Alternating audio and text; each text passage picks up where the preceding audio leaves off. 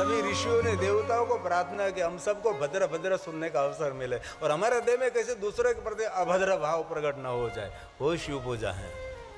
और सुखी होना है जीवन में और शिव दरबार में सम्मानित होना है तो शत्रु और दुश्मनों के प्रति भी हमारा भद्र भाव होना चाहिए।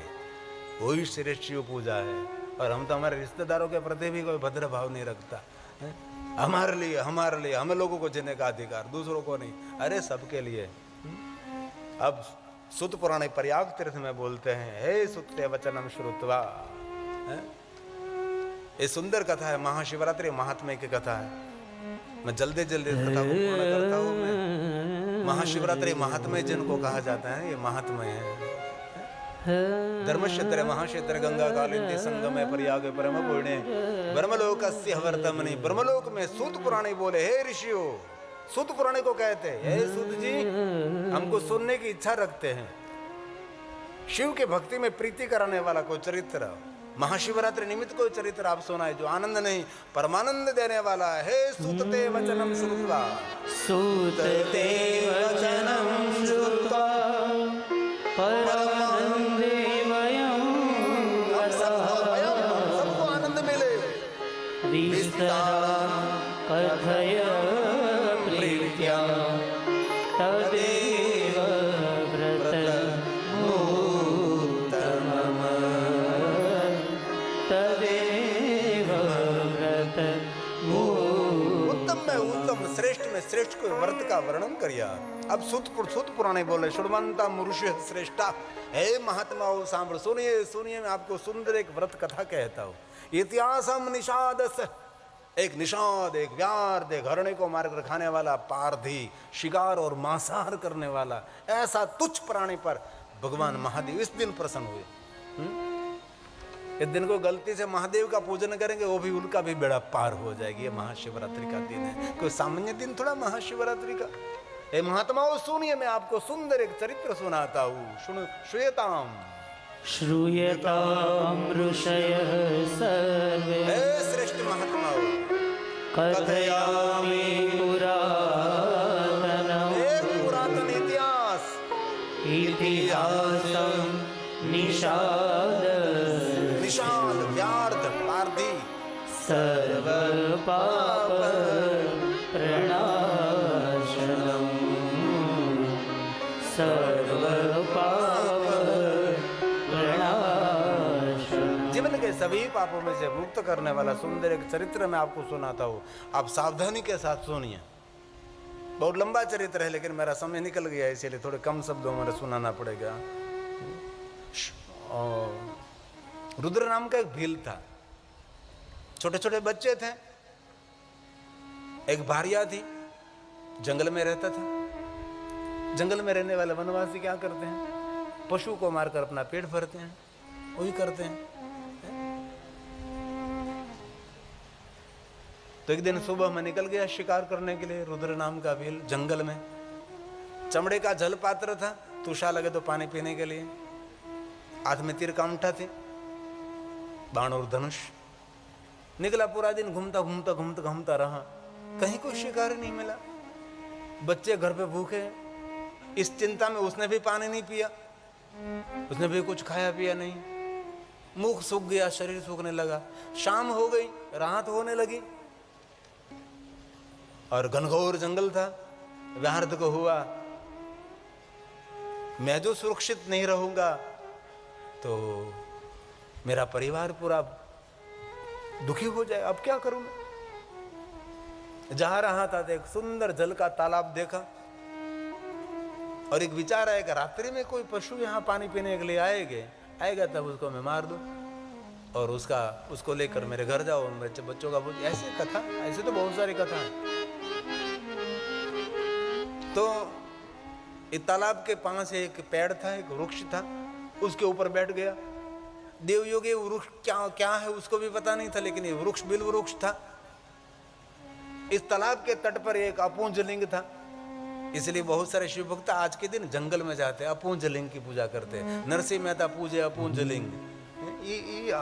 जिन लिंग की कोई पूजा नहीं करता उस दिन आज इसकी लिंग की पूजा होनी चाहिए। और बैठा है, इंतजार कर, कोई आएगा कोई पशु कोई पानी पीने के लिए मार दूं। पहला प्रहर शुरू हो गया, रात बढ़ने लगी और एक सुंदर हरणी आई। पानी पीने की आवाज आ, सुसवाट आ रहा। विहार ने देख लिया, वो हरणी है, उसको मार दूं मैं और जल्दी से उसको लेकर घर जाऊं, मेरे बच्चे भूखे हैं। और ऐसी कथा है भाई, बुद्धि आपकी चले न चले राम जाने। उसने ऐसे लिया तीर कामठा और उनके पास चमड़े का जल पात्र था। देखो तो सही भगवान शिव जी की अद्भुत लीला। चमड़े के जल पात्र में थोड़ा नीचे जल गिरा, जो अपूंज लिंग था उन पर जल पड़ा। शरीर का हलन चलन हुआ तो बिलोपत्र पान नीचे पड़े। लिंग के पर त्रिजलम त्रिगुणाकारम त्रिनेत्रम चतुर्याउधम त्रिजन्म वाप संहारम, एक बिलोपत्र शिवार्पण हो गया। और भगवान ने एक अद्भुत लीला की, मुर्गी को वाचा आई। कौन है? व्याहर्थ। क्या कर रहा है? तुझे मार रहा हो। क्यों? मेरे बच्चे भूखे हैं, मारकर तुझे मैं मेरे घर ले जाऊं, मेरे बच्चों का भोजन होगा। मुर्गी ने कहा, जैसे तेरे बच्चे वैसे मेरे भी बच्चे हैं।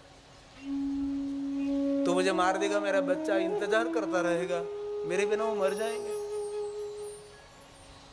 मेरे पर थोड़ी दया रख, मैं तुझे वचन देती हूं, मैं मेरे बच्चों को मिलकर आऊं और मेरा पति जो मुर्ग है अथवा मेरी छोटी बहन मेरे साथ रहे मुर्गली, उसको मैं सौंप दूं। बाद में मैं आते हूं, मार देना मुझे। परोपकार के लिए मेरा जीवन समर्पित हो जाए तो हमारा पशु जीवन सार्थक हो जाएगा। व्यार्थ के हृदय में एक दया का एक सुंदर झरना निकला। कोई कहता है कि ये शिकारी, उसके हृदय में दया तो कहीं भी प्रकट हो सकती है। कोई बात नहीं, जा। ऐसे तो पूरी रात बितानी है मुझे, रात में तो नीचे उतर नहीं सकता मैं, सुबह में मुझे जाना है, जा। लेकिन फिर आना। मुर्गली ने कहा, मैं कसम लेती हूं, पिता का धन है जो छोटे भाई का धन है, बड़े भाई जो धन ले लेता है, और बड़े भाई का धन है तो छोटे भैया जो ले लेता है, और जो पाप लगता है वही पाप मुझे लगे, ना आऊं तो। ऐसी कसम खाई। गई, दूसरा पहर शुरू हो गया। दूसरी मुर्गली वहां पहुंची, पानी पीने लगी। फिर उसने एक क्रिया की, जल पात्र पे जल नीचे गिरा, शरीर का हलन चलन बिलोपत्र नीचे गिरे। और दूसरी मुर्गली को पता लग गया कोई है। क्या है भाई, कौन है? मैं व्यार्थ। क्यों तुझे मार रहा? क्यों? मेरे बच्चे भूखे, तू मुझे मार देना, मुझे स्वीकार्य है, लेकिन मेरी बड़ी बहन उसके बच्चे के लिए अभी बहुत देर होगी तो भी आई नहीं, इसीलिए उसको मैं यहाँ पता करने के लिए जंगल में आई हूँ। उसके बच्चे अकेले हैं, थोड़ा मुझे समय चाहिए। मेरी जो बहन है उसके बच्चे को उसको मैं सौंप दूं, फिर आती हो दौड़ती दौड़ती हो। नहीं नहीं नहीं, आपसे पहले को आई थी, ऐसा आप जैसा बोल रही थी। नहीं नहीं, मैं नहीं जाने दूं। अजय जी विनंती करने लगे और कसम खाई। माँ बाप को दुख देने वाला जो कोई बेटा होगा, जो पाप लगता है, और माँ बाप को यात्रा नहीं करा था, खुद यात्रा करने चला जाता है। माँ बाप को पीड़ा देने से जो पाप लगता है वो पाप मुझे लगे, जो मैं ना आऊँ तो मैं कसम खाती हूँ। दूसरी मुर्गली गई, जा, कोई बात नहीं, वैसे मुझे रात तो बितानी है। 2 प्रहर की पूजा होगी व्यार्थ शिकारी से, अनजान से, जानबूझकर नहीं।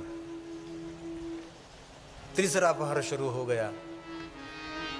बड़ा मुर्ग घर जाने के लिए निकला। पानी देखा तो पानी पीने के लिए वहां जा रही थी। देख लिया, ओ तो बड़ा मुर्ग है, उसको तो आज जीवित छोड़ने वाला है नहीं, उसको मार दूंगा। दोनों तो हैं लेकिन इसको नहीं छोड़ूंगा मैं। फिर तैयार किया तो जल पात्र, चमड़े का पात्र, इसमें से जल गिरा, शरीर का हलन चलन त्रिदलम त्रिगुणाकारम हो गया। और मृग को वाचा आई। कौन? व्यार्थ। क्यों मार रहा हो? मेरे बच्चे भूखे हैं। मृग ने कहा, तेरे जैसे बच्चे पत्नी मेरे भी परिवार है, मैं उसको एक बार मिल लूं, बाद में आऊं, मेरा शिकार कर लेना, तेरे बच्चों का भोजन हो जाएगा, मेरा जीवन सार्थक हो जाएगा, थोड़ा मेरे से परोपकार हो जाएगा, परमार्थ हो जाएगा। नहीं नहीं, 2 आई थी, आप जैसा कुछ बोल रही थी, अभी तक नहीं आई, तुझे मैं नहीं छोड़ूंगा। विनंती की, सुन,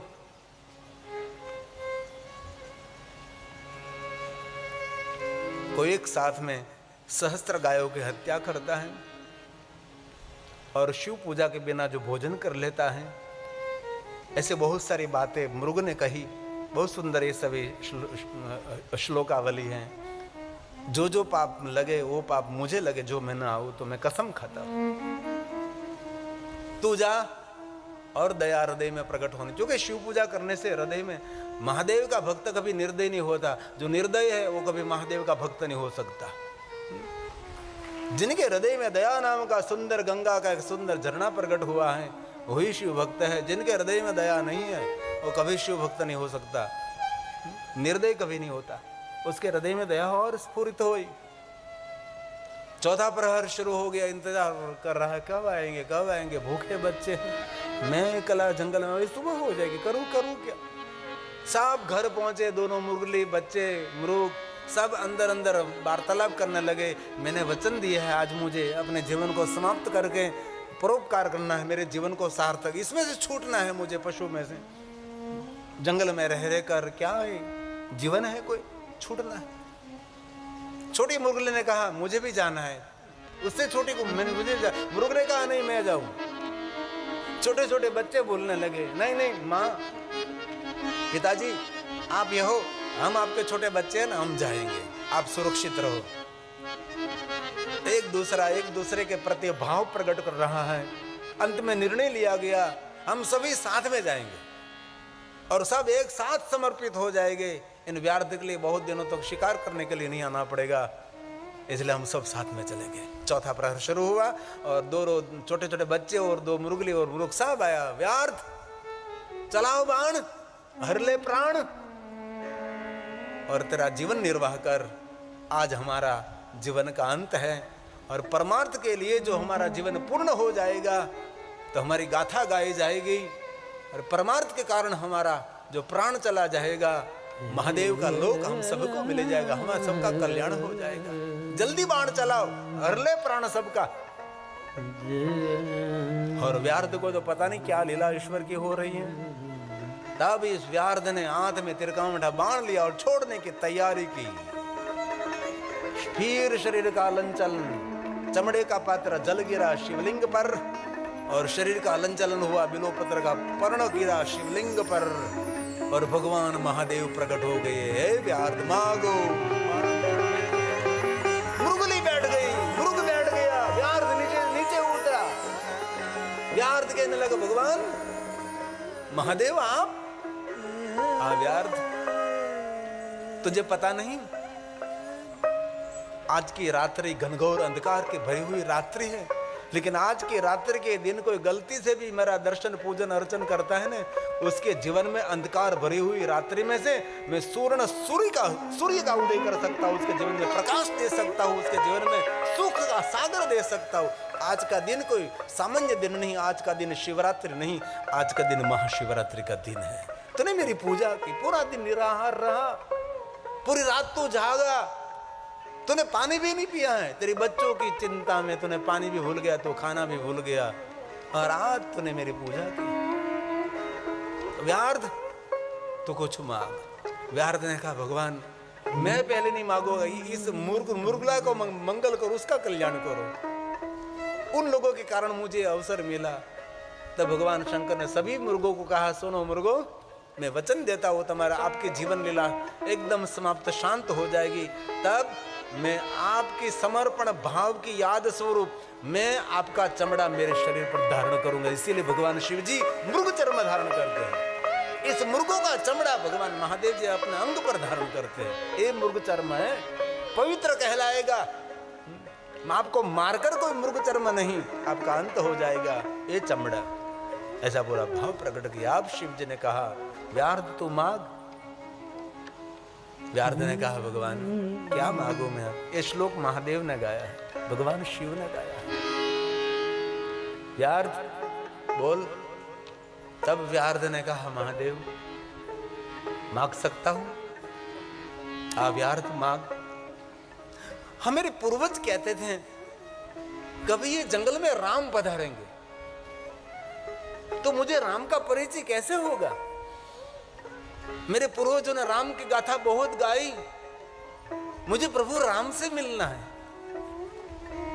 तब भगवान शंकर जी बोले, सुनो व्यार्ध सुंदर, मैं तुझे वरदान देता हूं, क्रमशः आप सुन।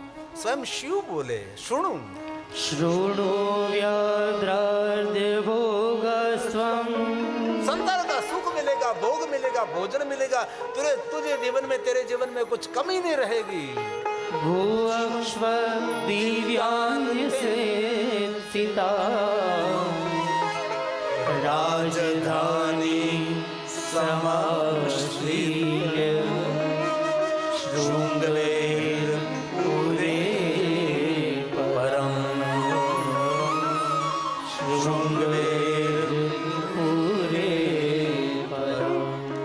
आने वाले समय में है व्यार्ध, शृंगवेरपुर का तू राजा बनेगा और शृंगवेरपुर तेरी राजधानी रहेगी।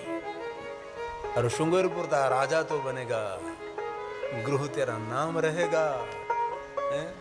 तुझे राम का दर्शन नहीं, चलते चलते राम तेरे आंगन पहुंचेगा। जा जा, मेरा वरदान है तुझे। राम को पहचानने की जरूरत नहीं, राम तुझे पहचान लेंगे। दिन प्रतिदिन तेरे सुख की वृद्धि होगी, तेरी वंश वृद्धि होगी। शृंगवेरपुर का राजा बनेगा, गृह तेरा नाम रहेगा, राम तेरे पास आएंगे। राम को ढूंढने के लिए तुझे नहीं जाना पड़ेगा, राम तेरे पास पधारेंगे। शंकर जी ने कहा, सुन व्यार्थ, अनपाया वंश वृद्धि कभी रुकेगी नहीं, तेरी वंश वृद्धि कभी रुकेगी नहीं, तेरा वंश चलता ही रहेगा, चलता ही रहेगा। भगवान शिव ने कहा, श्लाघनीय सुरेरपि, तेरा नाम गृह रहेगा, राम तेरे पास आएंगे। गृहे राम स्तव व्याध, हे व्याध, समायास्यति निश्चितम्। और राम तेरे पास आकर तुझे कहेंगे, हे व्याध, मैं तुझे मित्र बनाना चाहता हूं। तुझे राम को मित्र नहीं बनना पड़ेगा, राम स्वयं तुझे कहेंगे, हे गुरु तो मेरा मित्र बन, और राम के साथ तेरी मित्रता होगी। और राम मेरे परम भक्त है, और तुझे भी राम को सहायक करना है, सहायक बनना है। राम जी के साथ तुझे रहना है, उसको सहायक बनकर तुझे उनके साथ रहना है। कृष्यति तव्या मित्र, करिष्यति त्वया मैत्री। भगवान राम तेरे साथ मैत्री करेंगे। मद्भक्ति सहकारक, मत्सेवा सत्यचेतस्त्वं, मुक्तिं यास्यसि दुर्लभम्। तुझे मुक्ति मिलेगी, जो संतों महापुरुषों को मुक्ति दुर्लभ है, वो मुक्ति तुझे मिल जाएगी। तो राम जी को सहाय करना, मेरा राम मेरा भक्त है, तो मेरे भक्तों का सहाय करना है। और जीवन में याद रखना, कोई महादेव के भक्त है, उनको सहाय करो। और मुझे कथा करते करते 30 साल बीत गए। 800 में 3वीं कथा कर रहा हूँ। ये सभी जजमानों को मैं महाशिवरात्रि के दिन कोटि कोटि प्रणाम करता हूँ, क्योंकि इन लोगों ने कथा की तो मेरी यात्रा यहाँ तक पहुँची नहीं। मुझे शिव धर्म का प्रचार प्रसार तो करना था, दूर दूर तक मुझे शंकर भगवान का संदेश पहुँचाना था। 30 साल पहले इतने कोई शिव कथा नहीं करते, अब तो बहुत सारे शिव कथा कर रहे हैं। कोई नहीं करते थे, हमारे दयागिरी बाबू गोस्वामी करते थे, सूरनगर भावनगर वाले कोई नहीं करते थे। इसलिए बहुत सारे जजमानों ने मेरे साथ रहकर कथा की होगी, जजमान रह चुके होंगे, तब ये शिव धर्म का इतना प्रचार प्रसार हुआ। लोग शिवालय तक जाने लगे। शिवालय आज भक्तों की समूह से उमड़ उठा है। जैसे सागर में अमास के दिन भर्ती आती है, वैसे शिवालय में भक्तों की भर्ती आ रही है। ये हमारी इतने सालों की ये मेहनत है। 30 साल कोई कम समय नहीं। इतने बड़े श्रोता इतने भाव से सुनते, इतने में धड़ाधड़ी कथा करता हूँ, एक दिन में नहीं हो सकता। मेरी 30 साल की यात्रा है, 30 साल की मेरी जर्नी है, तब ये सब हो सकता है। एक दिन में कुछ नहीं होता है? और 30 साल कथा यात्रा करते करते आज मैं जयंती बह तक पहुंचा, ये भावना बिंद तक पहुंचा। कितनी मेरी जर्नी हो रही है। देश देशांतर के हित में यात्रा करी, इसलिए मेरे कार्य में जिन्होंने साथ दिया, सहयोग दिया शिव धर्म प्रचार और प्रसार में, इसलिए आदि जगत गुरु शंकराचार्य को दिल से प्रणाम करता हूँ। क्योंकि पूरा भारत देश बुद्धम शरणम गच्छामि, बुद्धम शरणम गच्छामि हो रहा था। बुद्ध की विचारधारा से इतने प्रभावित थे अपना हमारा राजा महाराज, बुद्धम शरणम गच्छामि, बुद्धम शरणम गच्छामि हो रहा था साहब। तब 8 साल की आयु से निकला दक्षिण भारत से एक ब्राह्मण का बेटा, गर्जना की बुद्धम शरणम गच्छामि नहीं, शिवम शरणम गच्छामि, शिवम शरणम गच्छामि, शिवम शरणम गच्छामि। भारत देश केशवं बादरायणं सूत्रपाशकृतो वन्दे भगवन्तो पुनः पुनः शङ्करं शङ्कराचार्य। इसलिए आदि जगत गुरु शंकराचार्य की परंपरा में हम लोग हैं। भले थोड़ा अनपढ़ रहे, थोड़ा बीच में समय थोड़ा ऐसा चला गया और बहुत सारे संप्रदायों ने शिव धर्म को खंडन करने के लिए बहुत सारी बातें झूठी समाज में फैलाई, लेकिन झूठी बात दूर करने के लिए अभी भी प्रयास शुरू है। अभी भी लोगों के मन में बहुत सारे शिव जी के प्रति गलत वहम है, इसलिए श्लोकात्मक सूत्रात्मक कथा कहकर महादेव के प्रति किसी की जो कुछ बात ऐसी है जो समझ नहीं पाए, समझाने का प्रयास करता हूँ। इसीलिए 803 पहले का अजमान से अभी का अजमान तक सभी मेरे जजमानों को, उसके पूर्वजों को, उसके परिवारजनों को मैं महाशिवरात्रि के दिन कोटि कोटि प्रणाम करता हूँ, जिन्होंने हमारी शिव महापड़ कथा का आयोजन किया। यहाँ लोग आते बड़ी बड़ी बड़ी बात करके चले जाते, लेकिन कभी कथा का आयोजन करने में सहायक भी नहीं रहते। इसलिए हमारा सगा तो वो है जो हमारी कथा का आयोजन में सहयोगी रहे, हमारे शिव धर्म प्रचार प्रसार में उनका सहयोग रहे। अभी भी बहुत सारे गांव में शिव जी का नाम नहीं लेते, शिवाली आता है तो ऐसा घूमट काट के निकल जाते हैं, ऐसे लोग अभी भी जीवित हैं। इसलिए जो कोई महाशिवरात्रि व्रत करते हैं, महाशिवरात्रि का आख्यान सुनते हैं, उनके लिए एक वचन दिया है, जो कोई आख्यान सुनेंगे उनके लिए कहा भगवान वेद व्यास जी ने वचन दे, एतत् सर्व समाख्यातम, एतत् सर्वं समाख्यातं। रुद्र नाम का जो आख्यान श्रवण करते हैं उनके लिए क्या, उसको शिवरात्रि व्रत का फल मिलेगा। शिवरात्रि व्रतं शुभं व्रतराजेति विख्यातम्। सभी व्रतों में राजा, सभी व्रतों में राजा है महाशिवरात्रि का व्रत। व्रत राजेति विख्यातम, किमन्यस्तो तुमीच्छसि, किमन्यस्तो तुमीच्छसि। मैं सच कहता हूँ, मैं सच कहता हूँ, जो कोई आख्यान श्रवण करेंगे उनको महाशिवरात्रि व्रत का फल मिलेगा। ये आख्यान का चरित्र श्रवण करने मात्र से क्या बात कही है, हैं? एक एक लकड़ी काटने वाली और दिल से एक बात का संकल्प पर किसी को अब तुच्छ नहीं समानेंगे। कोई भी जाति का, कोई भी ज्ञाति का, कोई भी वर्ण का, पढ़ा अनपढ़, कोई भी अपाहिज दिव्यांग, कोई पण किसी व्यक्ति को कभी हम तुच्छ नहीं मानेंगे। दृढ़ संकल्प करे, धरती पर जो आया है इनका कोई प्रकृति में उसका कोई अस्तित्व है, ऐसे ही कोई निर्माण नहीं होता। एक छोटा सा पत्थर भी इस पूरी अवनी का एक साक्षी स्वरूप है। इसलिए आज से किसी को तुच्छ न माने, दूसरे समाज को तुच्छ न माने। मैंने बहुत इस गांव में रहकर मैंने देखा है, दूसरों को तुच्छ मानने वाले लोग, एक कठियान भारा बेचने वाले, लकड़ी का भारा, जंगल में लकड़ी काटने के लिए जाती थी, गुजरान चलाती थी, फटे टूटे कपड़े पहनती थी। हर बहनों को मेरे दिल से एक प्रार्थना है, भाइयों को भी कभी शाक मार्केट में सब्जी खरीदने लेके जाओ ना, जो बहन दिख रही बैठ कर सब्जी बेचती है, मेले गले कपड़े पहने, बाल में कोई ठिकाना नहीं, सूर्य का ताप लेकर इसमें जामठा हो गया, ऐसे शाक भाजी बेचती है। क्या यार उनके साथ यार है, उनको आदर के साथ 2 रुपया 1 रुपया ज़्यादा दीजिए, ले बहन तो घर चलाने के लिए सब्जी बेचती है।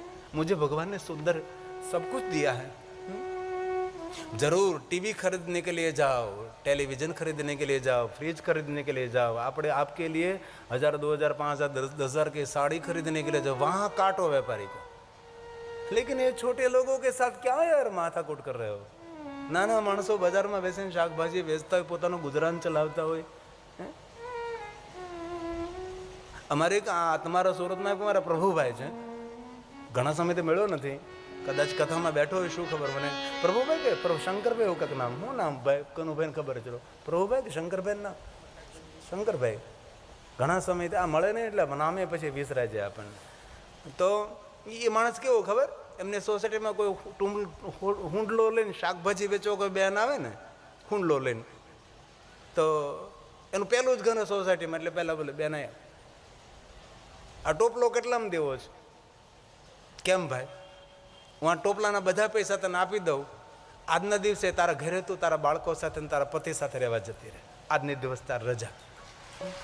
એ માણસ આખે આખો ટોપલો શાકભાજીનો ખરીદી લે, અને પછી શું કરે ખબર, આખે આખો ટોપલો શાકભાજીનો ખરીદી લે, ઉપરથી થોડા પૈસા વધારે આપે। આ ગામનો જ માણસ, આમાં કદાચ હોય તો મને ખબર નથી, નામ ભૂલી જવું। તો પછી આખી સોસાયટીમાં પોતાના તરફથી શાકભાજી આપવા જાય, હે, આખી સોસાયટી પણ તેને આદર આપે, આખી સોસાયટી તેને પ્રેમ કરે, માન સન્માન આપે। માણસ શું ના કરી શકે?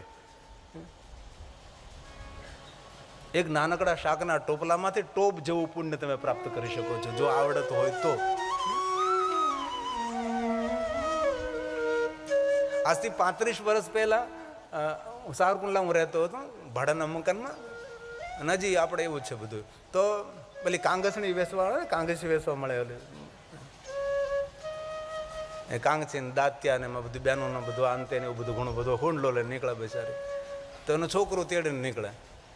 તો ખરેખર સત્ય કહું છું, અમે એને કહેતા કે બેન તું અહીંયા જમી લે અને તારા છોકરાને મૂકતી જ, અમે રમાડશું તો આખે સોસાયટી વેચે ના આવે। એ હવાને નીકળે, બપોરે વેચ, ત્યાં સુધી એના એ કાંગસિયાણીના છોકરા હું રમાડતો, જા બેટા તું। અમારા ઘરના લોકો રમાડતા, એના છોકરાને અમે લોકો સાચવી લેતા, કારણ કે ખબર છે નિર્ધનતા, એ નાનું બાળક હોય, લબડતું હોય, જેને પરોપકાર કરો ને ત્યાં अब गाये रोज आपो दृष्टिમાં તેજ અનોખો, ટીપા નાખ આંખમાં તો અનોખું તેજ તને મળે। कठियारण लकड़ी का भारा बेचकर अपना गुजरान चला रही थी। एक बार देवयोग से सत्संग में गई, तो सत्संग में शास्त्री जी कहते थे ये यज्ञ करने से ये पुण्य मिलता है, ये यज्ञ करने से ये पुण्य मिलता है, ये यज्ञ करने से ये पुण्य मिलता है। बाद में शास्त्री जी ने कहा ये सभी यज्ञ तो धनवान लोग कर सकते हैं, निर्धन लोग ऐसा यज्ञ नहीं कर सकते। कठियारण सुन रही थी, तो मैं तो मेरे सपने में भी ऐसे बड़े बड़े यज्ञ नहीं कर सकूंगा, क्यों? तो मैं तो निर्धन हूँ, लकड़ी का भारा बेचकर मेरा गुजरान चला रही हूँ, मेरे से तो कुछ भी नहीं होगा, कभी नहीं होगा। कथा सुनकर रो पड़ी कि भगवान मैं कभी नहीं ऐसा कर सकूंगी। तब शास्त्री जी ने एक कथा, एक वस्तु ऐसी है कि जो आपको संकल्प है वही समय आपके प्रश्न का जवाब दे देती है। कोई भी श्रोता कुछ अंदर से विचार है, इस समय उसका जवाब हाजिर। तभी शास्त्री जी ने कह दिया जो निर्धन है, बड़े बड़े यज्ञ नहीं कर सकते, वो सेवा करे किसी की सेवा कर ली तो समझो उनको सभी यज्ञों का फल मिल गया। इसलिए निर्धनों के लिए सेवा श्रेष्ठ यज्ञ, श्रम यज्ञ है, सेवा यज्ञ है। कठियारण ने पकड़ लिया, सेवा तो मैं कर सकती हूँ, बड़े बड़े यज्ञ तो मैं नहीं कर सकती स्वाहा स्वाहा बोलकर, लेकिन ये तो कर सकती हूँ। दूसरा दिन हुआ, हाथ में रस्सी और कुहाड़ा लेकर लकड़ी का भाड़ा लेने के लिए जंगल में चली। विचार घूम रहा था कि मुझे सेवा करने के लिए, सेवा करूं तो कहाँ करूं? सेवा करने के लिए कोई प्लेटफॉर्म तो मिलना चाहिए ना, कोई अवसर तो मिलना चाहिए ना, मैं कहाँ सेवा करूं? जंगल में गई लकड़ी काटने के लिए, तो एक सरोवर था, उसके किनारे एक टूटी फूटी झोपड़ी थी, तो वहां एक कठियारण पहुंची। झोपड़ी को देखा, बर्तन सब ये जो वस्तु, कपड़े लत्ते सब कुछ देखा, तो पता लग गया ये झोपड़ी कोई संसारी की नहीं है, झोपड़ी कोई साधु की है। क्योंकि बर्तनों से, कपड़े से पता लग जाता है कि ये झोपड़ी कोई साधु की है। तो देखा तो माटली पानी थे, भरी नहीं थी, खाली थी, माटली साफ कर ली और पानी से भर दी। कपड़े पड़े थे, कपड़ा धो दिया, झाट दिया और सब साफ सफाई सुंदर सुंदर करके जल्दी जल्दी अपने लकड़ी, अपने कुहाड़ा और रस्सी लेकर चली गई। और सुबह का समय था, इसलिए वो महात्मा जी जंगल में चलने के लिए दूर दूर चले जाते थे। चलने के लिए सुबह में जाते थे महात्मा। चलकर आए तो देखा तो कितने सुंदर सेवा की, दिल से आशीर्वाद दिया, उसका मंगल हो, उसका कल्याण हो, जिनने सेवा की। दूसरे दिन तीसरे दिन ऐसी सेवा रोज रोज होने लगी। तब महात्मा के मन में हुआ कि मुझे अंधार में नहीं रहना चाहिए, मुझे देखना चाहिए कौन है, मैं साधु हूं, ऐसे नहीं देखना। एक दिन चलने के लिए नहीं गए, वृक्ष घटा में छुप गए और आई कठियारन, मैले घले टूटे फूटे कपड़े पहन करी हूँ, हाथ में एक कुहाड़ा और रस्सी लेकर, तो जल्दी जल्दी सब कुछ काम करने लगी। कपड़ा धो दिया, बर्तन बांध दिए, आंगन बुहार दिया, सब कुछ। महात्मा जी देख रहे हो कोई कठियारन है, ये सब सेवा कर रही है रोज रोज। कुहाड़ा और रस्सी लिए जाने की तैयारी की। महात्मा जी वृक्ष घटा में से निकले, बहन 1 मिनट खड़े रहे, ये सेवा तू रोज करती थी। हाँ महात्मा जी, क्षमा चाहती हूँ, मैंने आपकी आज्ञा नहीं ली, लेकिन मैं रोज करती हूँ। सुन बेटा, हम है सन्यासी, हमारी मर्यादा का भंग रहता है, दुनिया को हम नहीं पहुंच सकते हैं, इसलिए बेटा आज से कल नहीं आना। लेकिन तू ये सेवा कहाँ से कैसे कर रही है? तब एक कठियारन ने कहा, महात्मा जी मैं सत्संग में गई थी तो वहाँ बहुत सारे यज्ञों का वर्णन हो रहा था, और शास्त्री जी ने कहा कि बड़े बड़े यज्ञ तो धनपति कर सकते हैं और निर्धन तो कोई कुछ नहीं कर सकता, तो सेवा करे तो सबको सभी यज्ञों का फल मिलता है, इसीलिए मैं सेवा कर रही हूँ, तो मुझे यज्ञों का फल मिलता है। बेटा यज्ञ का फल चाहिए तुझे, एक काम कर, कल से यहाँ सेवा करने के लिए नहीं आपको आना है, क्योंकि हमारी मर्यादा रहती है। लेकिन अभी थोड़े दिनों के बाद महाशिवरात्रि आएगी, और महाशिवरात्रि दिन शिवालय जाकर तुझे भगवान को 5 बिल्वपत्र चढ़ाना है। और महाशिवरात्रि दिन भगवान शिव जी को बिल्वपत्र चढ़ा, बिल्वपत्र न मिले तो दीप जलाना है, दीप न जला सके तो शिवालय जाकर तू भगवान महादेव को याद करना। बेटा महाशिवरात्रि के दिन जो कोई भगवान महादेव का दर्शन पूजन अर्चन करता है, उन व्यक्ति को 100 अश्वमेध यज्ञ का पुण्य मिलता है। तुझे महाशिवरात्रि